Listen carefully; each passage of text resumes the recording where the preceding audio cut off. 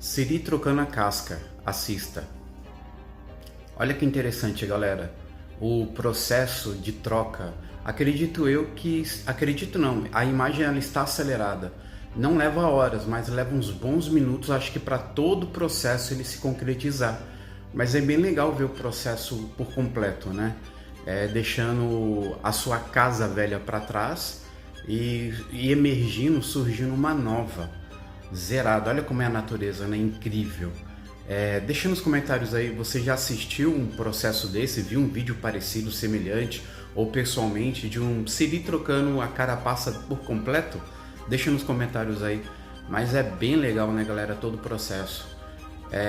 No final ele se alimenta de alguma coisa, acredito que seja algum nutriente deixado pelo casco antigo, pela casca antiga.